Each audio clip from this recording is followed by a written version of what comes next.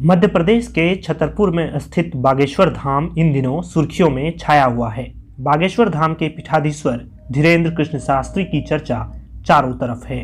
नागपुर में जब से उन्हें चुनौती मिली है तब से वो हर तरफ छाए हुए हैं। ऐसे में लोगों के मन में भी ये सवाल है कि बाबा शादी करेंगे कि नहीं। दूसरी बात ये भी चलती है कि उनकी शादी मशहूर कथावाचिका के साथ होगी या फिर किसके साथ।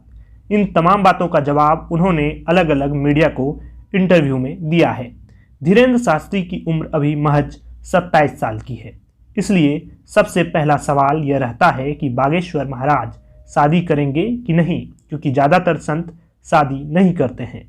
एक इंटरव्यू के दौरान बागेश्वर महाराज ने कहा कि शादी जरूर होगी, गुरुजी और माता पिता की आज्ञा लगी है।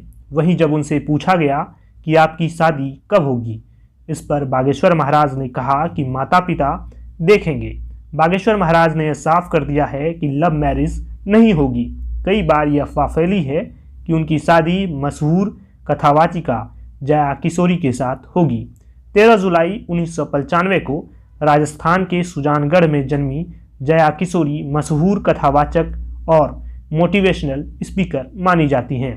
बागेश्वर सरकार पंडित धीरेन्द्र कृष्ण शास्त्री से इस पर सवाल किया गया तो उन्होंने कहा कि यह गलत और मिथ्या है। हमारा उनके प्रति कोई ऐसा भाव नहीं है। हम कभी ऐसे भाव में रहे नहीं। हमारी वह बहन जैसी हैं। बाबा से पूछा गया कि दरबार के दौरान कोई शादी का प्रस्ताव आता है क्या। इस पर उन्होंने कहा कि ऐसा नहीं होता है। दरबार में सभी माता बहनें आती है, हमारी ऐसी कोई दृष्टि नहीं है। वहीं कुछ संतों के जेल में होने के सवाल पर उन्होंने कहा कि वह संत है ही नहीं। साधु संत जेल में नहीं होता है, वह मौज में होता है। बागेश्वर महाराज पंडित धीरेन्द्र कृष्ण शास्त्री का जन्म छतरपुर जिले के गढ़ा गांव में 1996 में हुआ है। गढ़ा गांव में ही उनका बागेश्वर धाम है, जहां बाबा दिव्य दरबार लगाते हैं। अभी उनकी उम्र 27 साल है। 3 भाई बहनों में पंडित धीरेन्द्र कृष्ण शास्त्री सबसे बड़े हैं। शादी को लेकर उन्होंने साफ कर दिया है कि कथावाचक के साथ उनका कुछ नहीं है। माता पिता की मर्जी से उनकी शादी होगी। बागेश्वर धाम के पीठाधीश्वर पंडित धीरेन्द्र कृष्ण शास्त्री इन दिनों लगातार चर्चा में बने हुए हैं। हाल ही में नागपुर की संस्था अंधश्रद्धा उन्मूलन समिति ने पंडित धीरेन्द्र कृष्ण शास्त्री की चमत्कारी शक्तियों को चुनौती दी थी।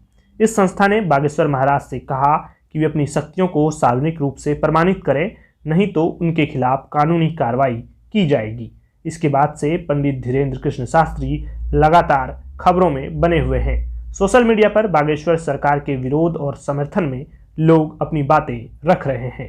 खुद धीरेन्द्र कृष्ण शास्त्री भी चुनौती देने वाली संस्था पर तंज कस रहे हैं और मीडिया में आकर अपनी शक्तियों के सच के बारे में बता रहे हैं।